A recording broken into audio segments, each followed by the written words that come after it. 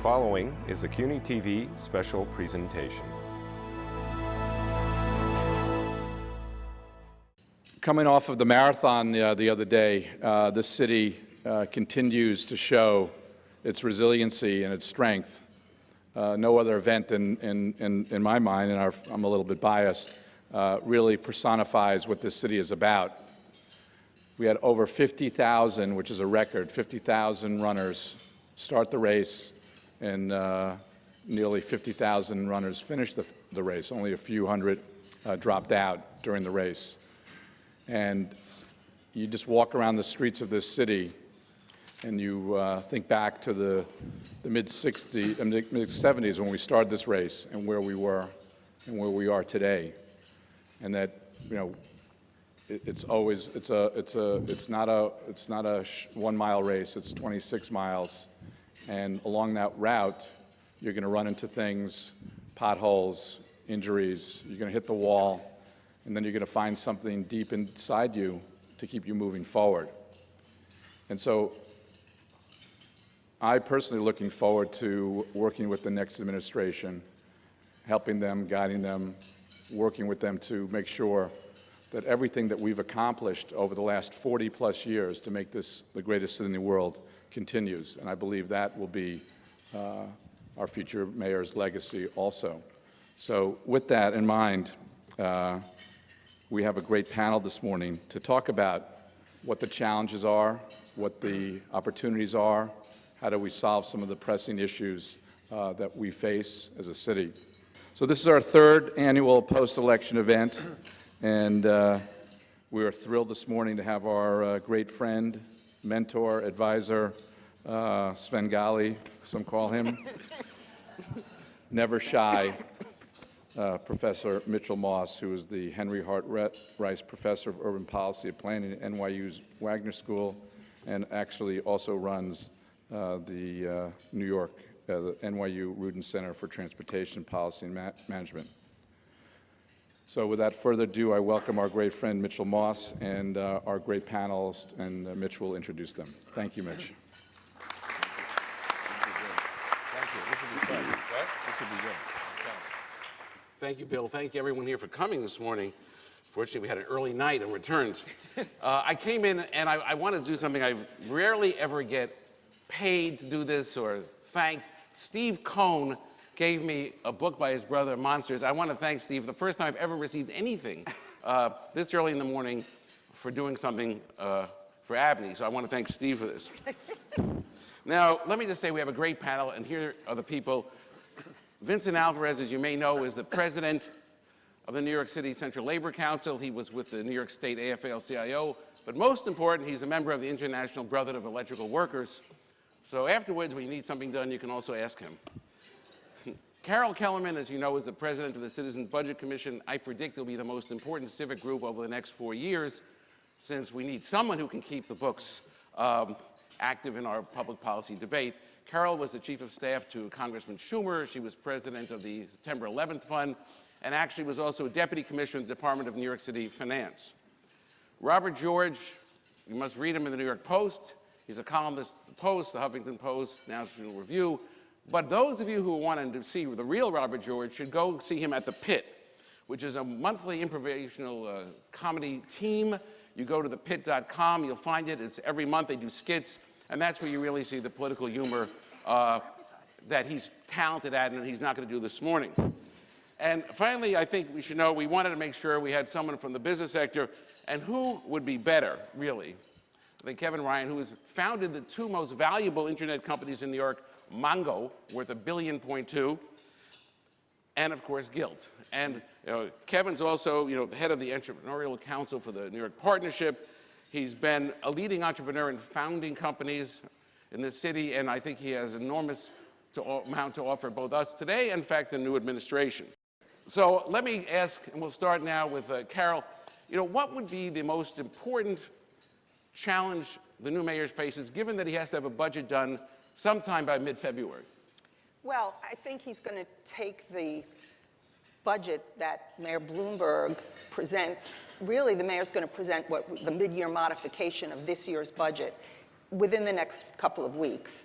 And it will have his financial plan going forward for the next 3, and that will be a base from which the next mayor will work, and he has to then take ownership and modify it, and the executive budget that he presents in May will be truly his budget.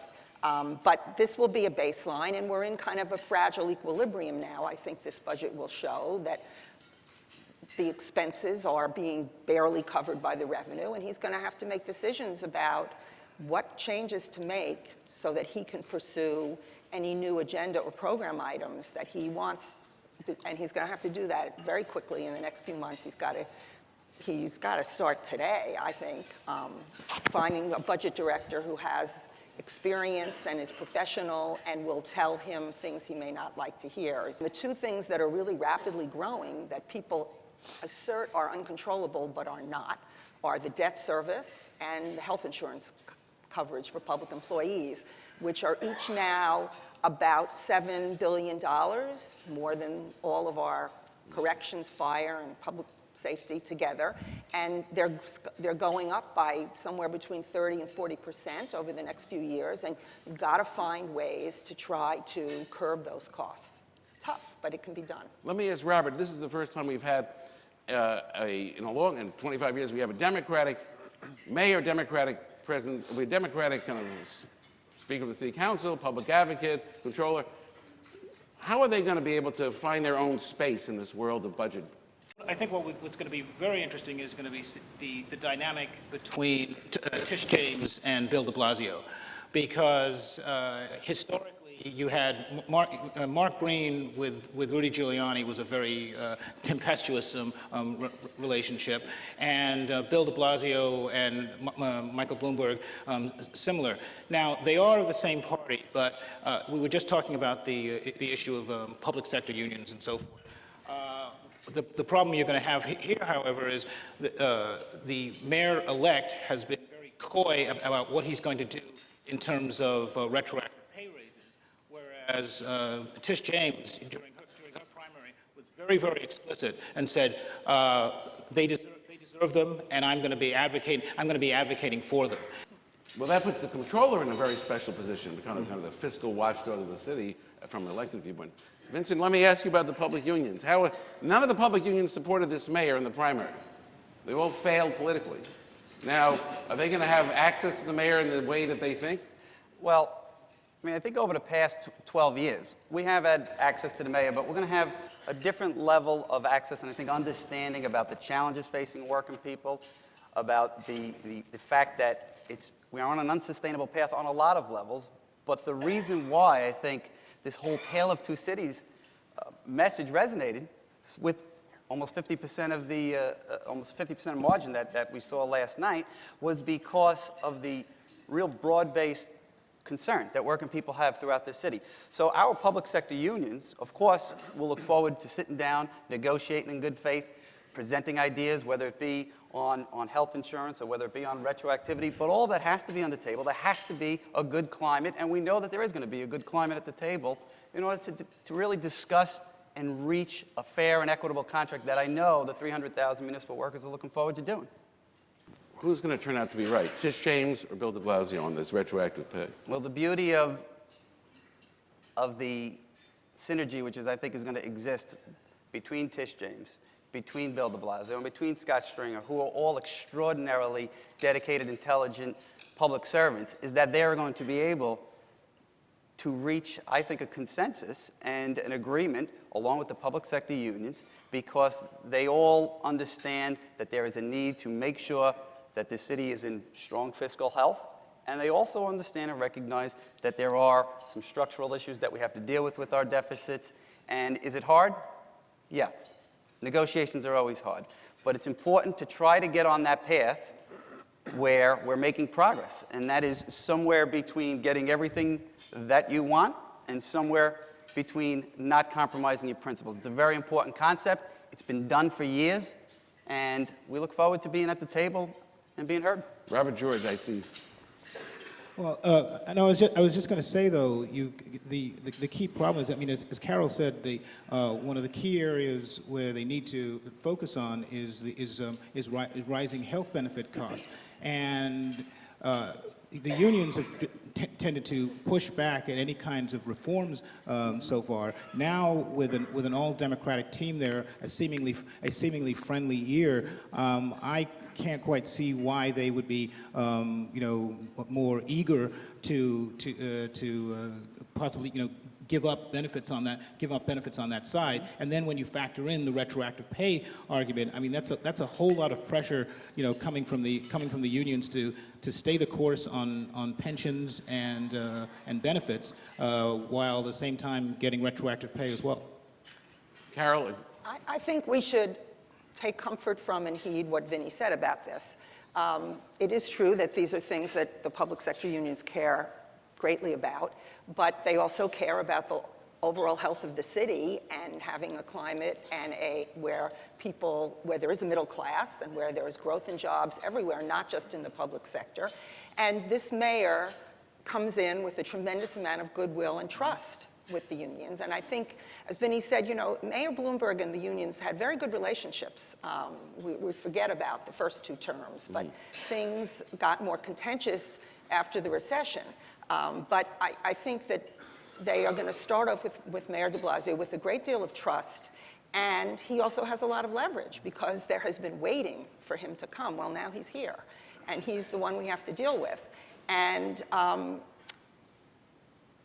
so he is in a position to tell them, here's what I have, and this is all there is. And I think there'll be more credibility for that, and they will work together, and they know where the flexibility is and how you can really save quite a bit of money by working some of these things out, both in terms of health insurance and other changes that would increase productivity. And he has to do this because you have billions of dollars at stake that we don't have in order to pay for retroactive raises and new raises going forward. So in this sense, a Democratic mayor has a moral edge, we'll say, in being able to build on the trust and the climate, you think, to forge arrangements? I wouldn't even characterize it as Democrat or Republican. I would just say this mayor right now, under these circumstances, has both goodwill and leverage. So let me move to the private sector, because I think that we don't appreciate how much the economy of New York has hit an all-time high in private sector employment this year,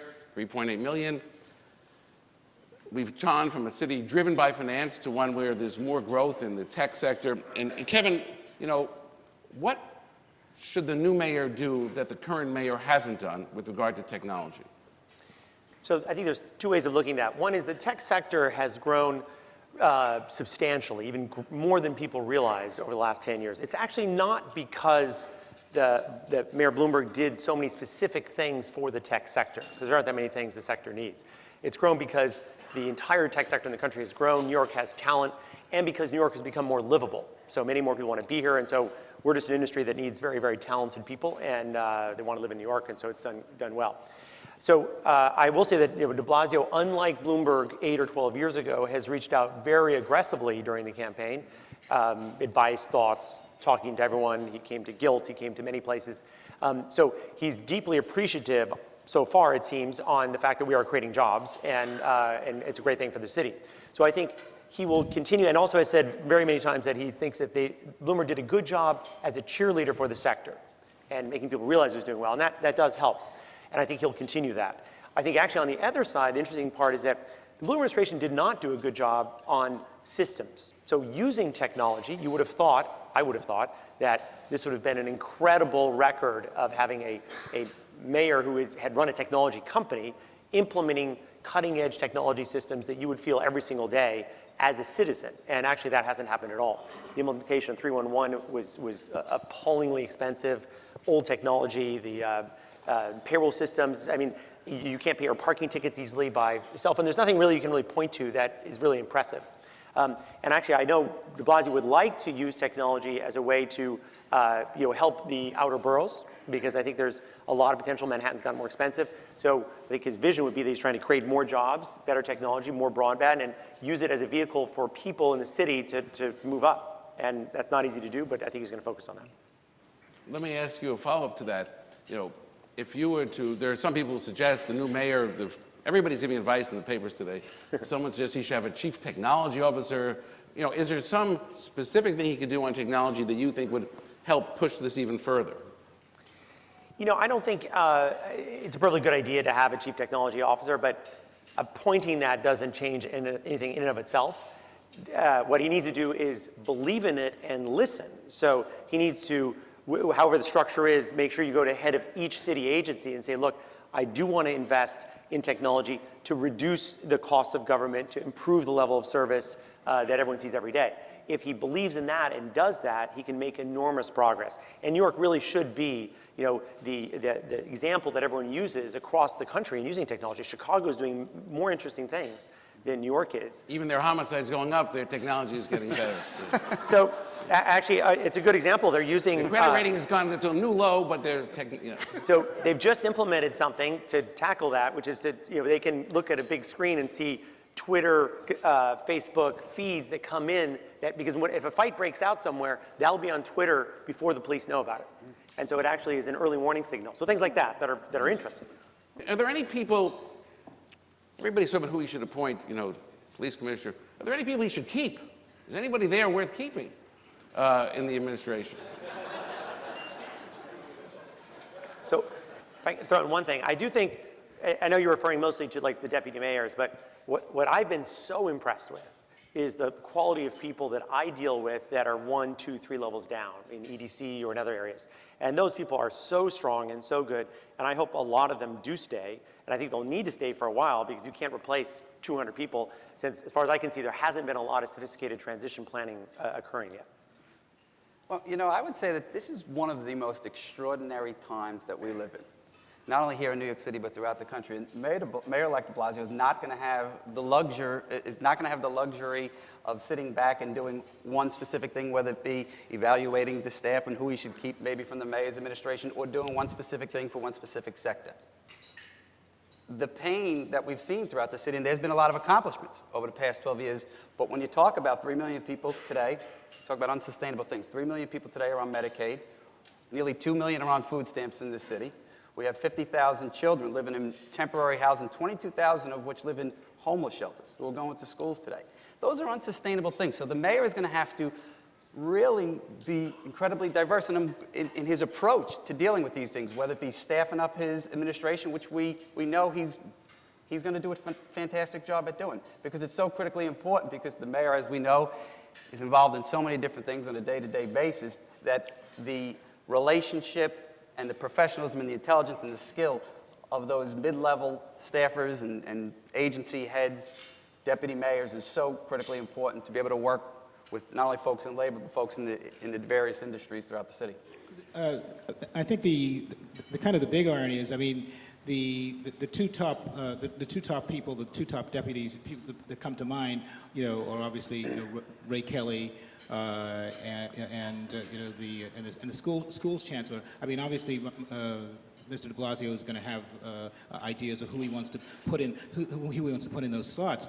But the other side, there's a fair amount of what Michael Bloomberg has done over the last few years that Bill de Blasio may very well continue doing. I don't know what he's going to do with the soda ban, for example, but his health policy may very well follow in the same footsteps of Michael de Blasio Michael Bloomberg may follow in the Michael Bloomberg's footsteps. So there may not be as dramatic a change on that, and I don't know. Some of us might like to see less bike lanes or less pedestrian plazas, but Bill de Blasio may decide that he wants to keep most of them. I wouldn't dream of telling the mayor who to keep. But as a symbol of the type of people who are in the administration that ideally should stay or be replaced with like-minded people is Cass Holloway, the deputy mayor for operations. Unsung, data-driven, making a tremendous difference in the way that the city operates on things that aren't sexy. You know, I mean, he had a press conference the other day with the mayor where they announced that they combined all of the garages and the truck maintenance, and it's going to save $400 million because they don't have to build new garages. Why does each agency have to have their own garage? It's very hard to do that because you have to get the employees from each of these agencies to agree to work under somebody else's management and maybe to shift their work site. It took them over a year to do it. It seems very mundane, but he is doing and has been doing things like that all over city government, and we need people like that on the behind the scenes, day-to-day areas where we are trying to be more and more efficient, and that will make it possible to have savings to be used for some of the other things that are more dramatic and motivational to people. I just want to throw one thing in. You know, I think the business community is very concerned about the new appointees. And you know, when you said, we know he's going to appoint great people, I don't feel as confident about that. I hope he's going to appoint great people. I assume he's going to, but I don't know that he's going to. And it's certainly, he has never put together a group like this. Hardly anyone has. These deputy mayor positions manage 20,000 employees. I mean, those are big, difficult jobs. And so is he going to appoint great people that are scalable managers, either from the private sector or the public sector? You know, I don't know that. I don't think we've gotten good indication yet that that is going to happen, but I certainly hope it is, and we all want to help him do that. Yes. But I'm nervous. Well, we don't want to we want to reduce that nervousness. The best thing you can say is that most of those people are unionized as civil servant, so they're even harder to run because they're going to be there after the new commissioners. Of course, modifying the garages for the city of New York is one of the most difficult things because it really affects the Staten Island economy. Let me jump in. No laughs. Yes. Let me just jump in and talk about the public sector workers. We have a massive public sector workforce, 300,000 workers. But I will tell you this, and there have been some instances that we could talk about in more specificity, but those workers know where the city can also realize some cost savings, and they should be part of that discussion.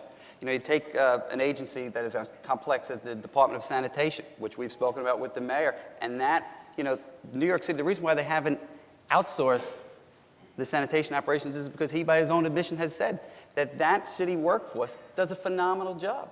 They've worked with the city, they've implemented changes over the years, and we just want to be part of the discussion because we think that there are many instances, if you go agency by agency, where we could also present some cost-saving opportunities. Yeah, I mean, actually, there's no more, the point you make is managing the city is the essential challenge, because if you don't get the basics right, snow removal, garbage collection, safety, everything else is just a different kind of order of magnitude. But let me go and ask one more question. We've heard this about the future. What about the governor? You know, how is, we had a Koch and Cuomo the last time we had Democratic mayor, Democratic governor. They didn't get along so well. They ran against each other twice, and now we're going to have a Democratic mayor from New York who's more liberal than the liberal Democratic governor. Is this going to be a relationship of contention or cooperation? Yes. Well, first of all, there's always tension and a certain amount of conflict between the governor and the mayor. It doesn't matter whether they're the same parties, as Rudy Giuliani and George Pataki also showed. And already there's this issue on raising taxes, and that's out there. The governor is obviously running for re-election next year, and he, on the one hand, has appointed a tax-cutting commission, whereas the mayor obviously has a mandate, and he wants to raise taxes for universal pre-K, and so we're going to see I'm sure a very friendly and nice conversation between the Italian mayor and the Italian governor, and we'll see what happens. I would be surprised if the tax increase goes through exactly the way the mayor wants, at least next year. Maybe in 2015 after the election. But we'll see what happens. Carol?